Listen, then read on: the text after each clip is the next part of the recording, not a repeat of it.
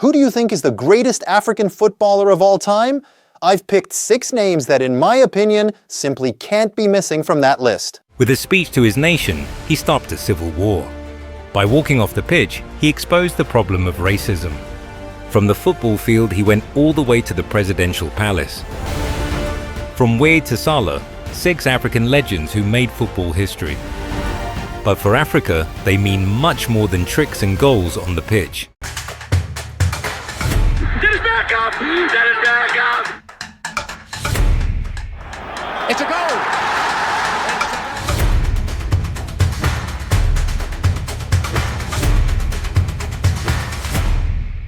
I'm Peter, and this is Footy Past Stories, the podcast where football history comes to life.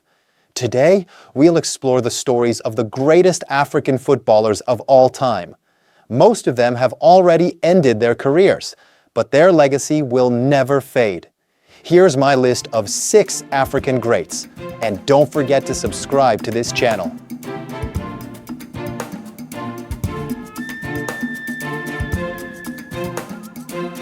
Didier Drogba. He was much more than a brilliant striker who won the Champions League with Chelsea. In 2005, when the Ivory Coast qualified for the World Cup for the very first time, the country was divided because of a brutal civil war between North and South. And Drogba used his newfound fame in a different way than most stars would. Surrounded by teammates, he went in front of the cameras and pleaded, "Today we proved that Ivorians can work together. Stop the war. Lay down your weapons." Now, let's take a listen to that iconic moment. Vous avez vu, on vous a prouvé aujourd'hui que toute la Côte d'Ivoire peut cohabiter, peut jouer ensemble pour un même objectif, se qualifier pour le mondial. Drogba's message had an unexpected impact. The warring sides actually began to talk and eventually agreed to a ceasefire. It may sound like a cliché, but once again, football showed it can be more than just a game. It can be a force that unites people. Drogba undoubtedly ranks among the greatest African footballers of all time. His goals brought trophies, but this single moment turned him into a legend. Samuel Eto'o. He was used to facing opponents on the pitch. But once, he encountered an enemy that had nothing to do with goals: racism. A match between Barcelona and Zaragoza. Every time he touched the ball, disgusting monkey chants came from the stands. The referee said nothing. The opponents said nothing. Eto'o turned around and started walking off the pitch in anger. That's when his teammates and coach, Frank Rijkaard, ran after him, begging him to stay, not to give the few troublemakers in the stands what they wanted. His gesture became a symbol of the fight against racism in football. When he said his short but powerful word, "Enough," the whole world heard it. Very hot under the collar about something. No mas, he's saying, no more.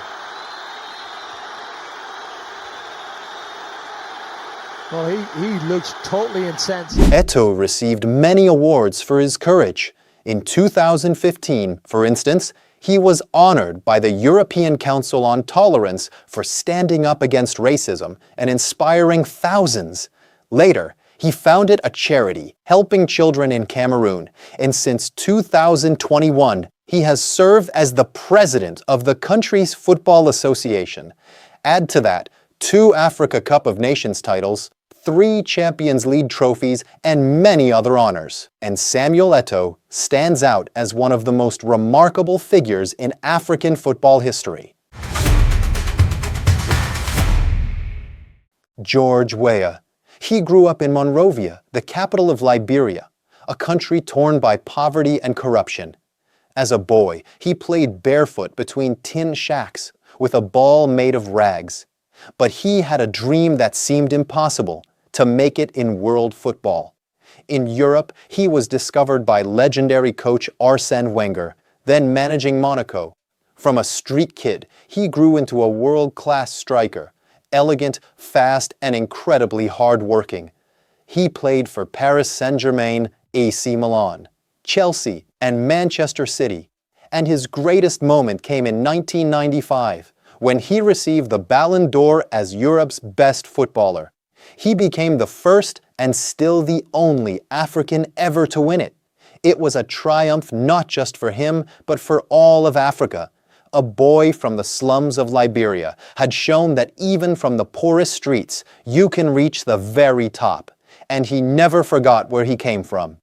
After his playing career, he returned to Liberia, first as a politician and eventually as president. Don't worry, we'll continue in just a moment. The story of George Weah is powerful and deeply inspiring, from a poor slum to European glory, and finally to the presidential palace. You can hear the full story right now, exclusively on Patreon. As a supporter, you'll get access to our full archive of premium episodes, downloadable special illustrations, and a weekly newsletter with unique stories from football history. Thank you for your support. It's thanks to you that this global football podcast can exist in 4 languages. You're listening to Footy Past Stories, the podcast where football history comes to life. Roger Milla. When he prepared for the 1990 World Cup in Italy, he was already 38, an age when most players are long retired, let alone appearing on the biggest stage of all. No one expected anything from Cameroon, but they became the first African team ever to reach the quarterfinals. And Milla was the spark behind it all. Coming off the bench, he scored twice in the group stage and twice more in the round of 16 against Colombia. And after each goal, that dance at the corner flag. An unforgettable celebration that went around the world.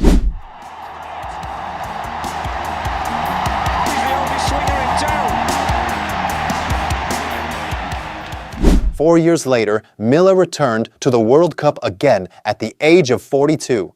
Cameroon didn't make it past the group stage, but he scored against Russia and became the oldest goal scorer in World Cup history. When you think of those moments, you remember the smiles, the dances, and the pure joy of football. Yaya Touré. He was different from most African players of his generation. Not a flashy dribbler or showman, but a strategist, the brain of every team he played for, and physically an absolute powerhouse. In Ivory Coast, every boy dreamed of becoming a footballer, but Yaya was different from the start. Hardworking, thoughtful, obsessed with perfection. From an academy in Abidjan, he worked his way through Belgium, Ukraine, Greece, and France, all the way to Barcelona. Among stars like Xavi and Iniesta, he might have seemed quiet, but he was indispensable. Then came his defining chapter at Manchester City. He played in midfield, commanding both defense and attack. In 2014, he scored 20 goals as a midfielder. Touré won the African Footballer of the Year award 4 times, and his legacy goes far beyond numbers. He proved that an African player can be not just strong and athletic, but also a tactical genius. Mohamed Salah. Did you know that as a boy he had to travel 4 hours to get to training? 8 hours a day on the road, just to chase his dream. Born in the small Egyptian town of Nagrig, he became a global icon of the Arab world. He played for several clubs in Europe, but his true stardom came at Liverpool, where he's been since 2017. Like the other players we've talked about, Salah's influence goes far beyond football. He's donated millions of dollars to build schools and fund countless humanitarian projects. When his house was robbed and the police caught the thief, Salah offered the man money and helped him find a job. Because, as he said, everyone deserves a better life. He's earned respect not only on the pitch, but above all, off it. And it's no surprise that he's adored across Africa and the Arab world. That's all for today. I'd love to hear whether you agree with my selection of Africa's greatest footballers. And don't forget, the premium episode about George Weah is already available on Want Patreon. more? See you again next you'll week. find premium episodes, an exclusive newsletter, and the opportunity to support a podcast that uses AI to connect football fans around the world.